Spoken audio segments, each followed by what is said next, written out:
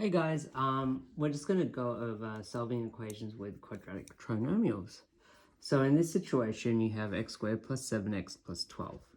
Okay, so basically we're going to use this equation and we're going to find out the x values. So when you have x squared plus 7x plus 12, that's essentially called a quadratic equation. So the graph looks like this, essentially. So you have your x-axis, your y-axis, and your graph looks like that. And that's a quadratic equation. Whereas, for example, you have a linear equation and it looks somewhat like this. Okay, the thing that determines the difference between a quadratic and a linear equation is the powers. So in this situation, you have x squared, so it'll look like this. Whereas if it's, say, for example, y is equal to 2x plus 1, the x has a power of 1. So that's why it's a linear. Now, going back to the question, x squared plus 7x plus 12, here you're going to have to find out two numbers that add, that gives you 7x, but two numbers that multiply, that gives you 12. Okay, so let's go and try and find out the factors of 12, okay, which add to give you 7. So let's write down 1 and 12, 2 and 6, 3 and 4. Okay, so having a look at these numbers, we're just going to have a look at which numbers add to give you 7, but they multiply to give you 12. So 1 and 12, when they add, no, it becomes 13. 2 and 6, 8, or 6 take away 2 is 4, no. 3 and 4, 3 minus 4, no. 3 plus 4, yes. So it's going to be plus 3 and plus 4. So when you factorize it, you're going to have x plus 3 and x plus 4 is equal to 0. When you solve it, you're going to have x plus 3 is equal to 0, so x is equal to negative 3, x plus 4 is equal to 0, x is equal to negative 4. So that means, essentially, that your graph passes through these two x values. Okay, so it passes through negative 3 and negative 4. Okay, so this is not an accurate drawing, by the way. It's an accurate sketch because we don't know where this point's turning and we don't know where this is going to hit the y-axis. Okay, so these are the two solutions. So moving on,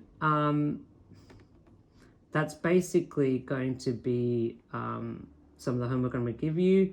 The next part is actually plotting it. So this is known as a parabola. This particular sketch is called a parabola. Okay, so for example, if we had here, the question is, let's go over this particular question, okay?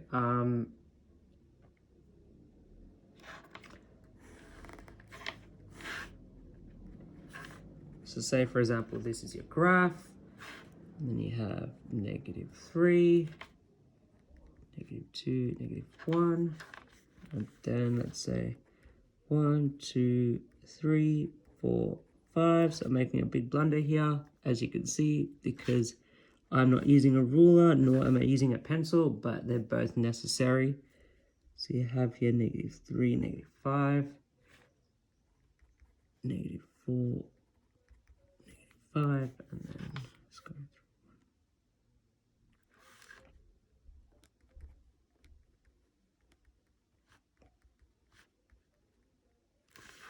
So let's say the graph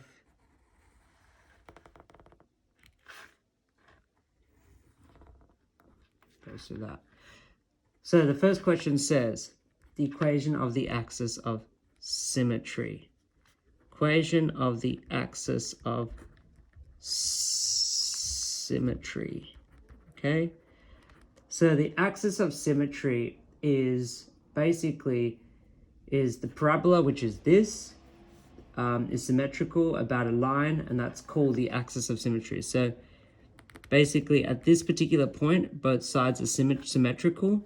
So the axis of symmetry, that particular equation of the axis of symmetry is called x is equal to negative 3.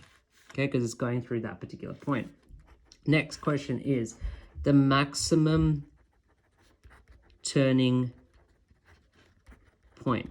So as you can see, where is the particular turning point in this particular equation, parabola? So you can see the turning point is over here. That's the maximum. Okay, so you can see here the maximum turning point is going to be at -3, 5, because that particular coordinate is known as -3, 5. Next question says the coordinates,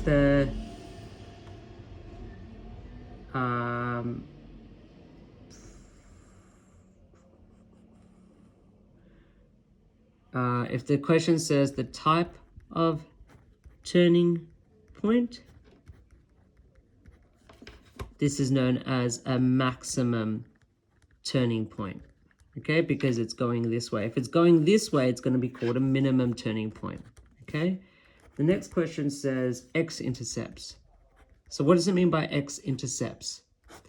It essentially means, intercept means where it hits. So where does this particular parabola intercept the x-axis? Okay, so x-intercepts. Where does this particular parabola intercept the x-intercepts?